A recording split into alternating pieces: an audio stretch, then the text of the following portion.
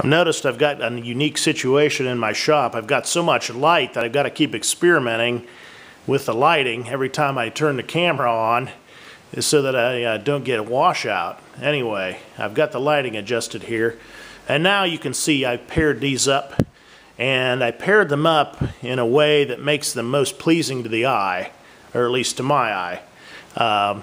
The pieces are relatively the same grain and relatively the same color.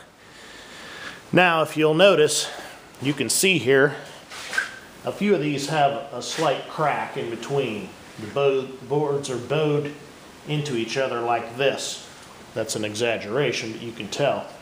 The reason for that is we call this hollow ground, and when I put the clamps on it, it'll squeeze it tight. No big deal. Now I'm going to put the glue on and clamp them up, and I'll leave the camera running.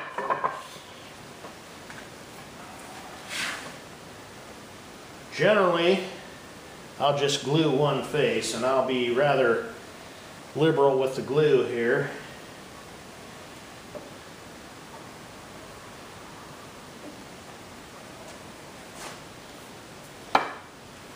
Take that, kind of smear it around, and see, because of the hollow ground, it isn't getting a real good coverage, but the idea is you want enough glue on there that you get squeeze out whenever you pull the clamps. That way you know you've got plenty of coverage.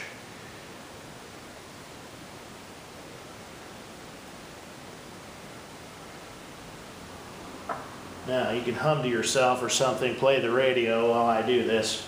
I know this can get a little boring when nobody's talking.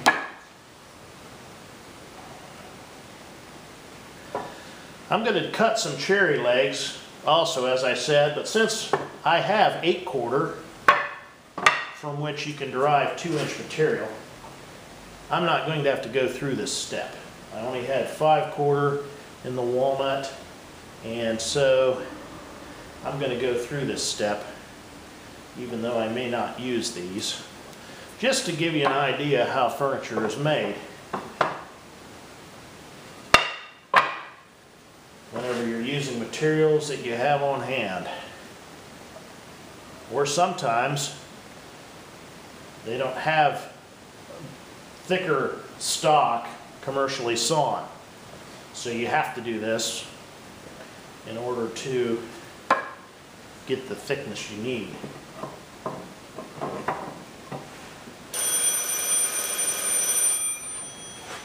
Alright, that's good. I'm going to start at one end here and start pulling some pressure on these.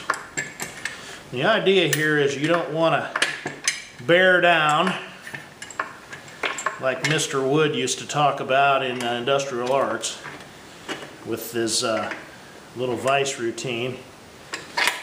Those of you who took Industrial Arts, I'm going to get rid of this piece here because it's in my way. I'm going to use what we call moderate pressure, and that is enough to hold the clamp on there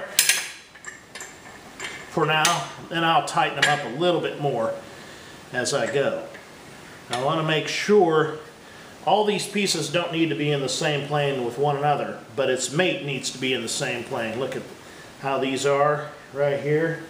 With the clamp loose, I can kind of pull up on these and get them aligned a little better. Those two weren't quite where I wanted them. And you can see, as I squeeze on the clamp, the glue is squeezing out. If you could see the floor, you can see there's glue dropping down onto the floor too. So I know I got good glue coverage there. It'll make a strong bond. They claim that this glue is stronger than the wood itself once it dries. And I've found that I've seen joints break where they broke beside the glue joint and the wood itself broke rather than the glue joint itself.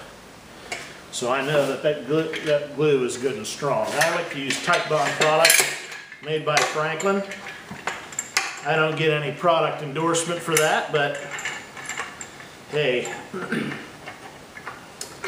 I might as well tout a good product when I can. Okay, here we are. We've got 4 legs here, and I'm putting a little bit more pressure on there, getting snugged up here.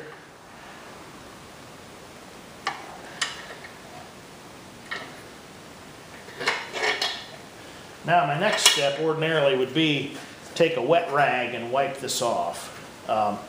This glue can also be left for later, but then you have to take it off with a scraper or chisel. There's our 4 legs ready to go.